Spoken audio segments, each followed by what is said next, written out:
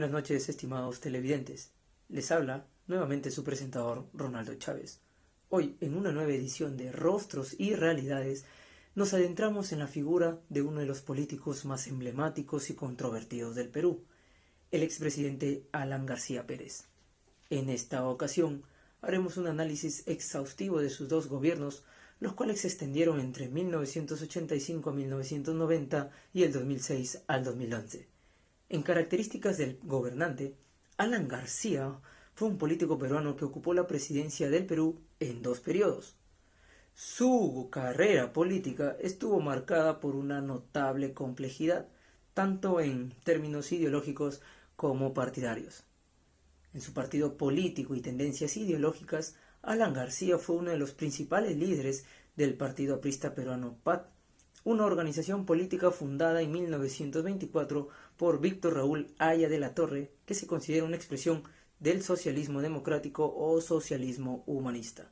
El PAT defendía inicialmente ideales de justicia social, pero en la práctica García adoptó posturas políticas mucho más pragmáticas y de orientación liberal. En su segundo mandato y durante su primera presidencia, García tuvo un enfoque nacionalista y populista en economía y política social. En su segundo gobierno, en cambio, adoptó un enfoque más conservador y neoliberal, promoviendo la inversión extranjera y la apertura de la economía, en gran medida para contrarrestar los efectos de la crisis económica de los años 90. En rasgos del gobernante, Alan García fue conocido por su oratoria y su carisma, pero también por su tendencia a adoptar posturas cambiantes según las circunstancias del momento. Esto hizo que su figura fuera vista con ambivalencia, por un lado como un líder con gran capacidad y por otro como un político de decisiones erráticas y peligrosas para el país en ciertos periodos. En su primera elección, en 1985, Alan ganó la presidencia en su primera candidatura con 45.5% de los votos. En su segunda vuelta, en la que compitió contra Vicente Fox, un empresario conservador. El contexto de su elección estuvo marcado por una crisis económica en el país con una hiperinflación y problemas de deuda externa, lo que creó un entorno propicio para un mensaje populista que prometía una revolución de los pobres. En su reelección, en el año 2006, García obtuvo el 52% de los votos, en una segunda vuelta enfrentándose a Ollanta Humala, quien tenía un discurso de izquierda nacionalista. El contexto político en este momento era diferente. El Perú experimentaba una relativa estabilidad económica después de la crisis de los años 90. En el aspecto social, en su primera presidencia, García implementó políticas de subsidios sociales y planes de vivienda que buscaban beneficiar a los sectores más pobres.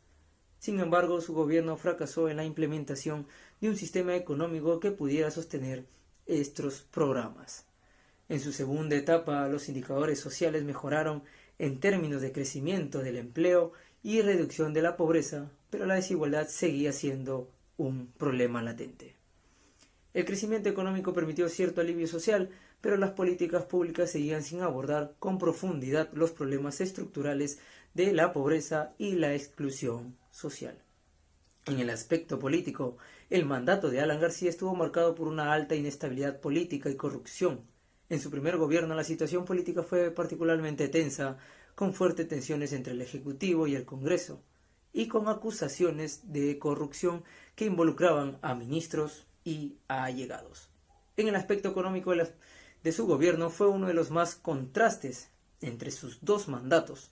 Durante su primera presidencia, entre los años 1985 a 1990, su gobierno implementó una serie de políticas económicas de sustitución de importaciones, buscando el control estatal de la economía.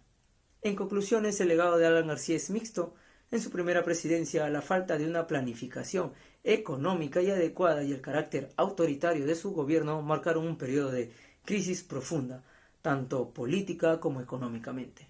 Y en su segundo mandato, aunque se logró una estabilidad macroeconómica y crecimiento económico, persistieron las desigualdades sociales y los conflictos con comunidades. En términos generales, su capacidad para adaptarse a las circunstancias cambió, pero su gobierno dejó una huella profunda en la historia política del Perú. Esto ha sido todo por hoy en Rostros y Realidades, y los invitamos a seguirnos en nuestras redes sociales para más información y análisis sobre los personajes de la política peruana. Que tengan todos muy buenas noches.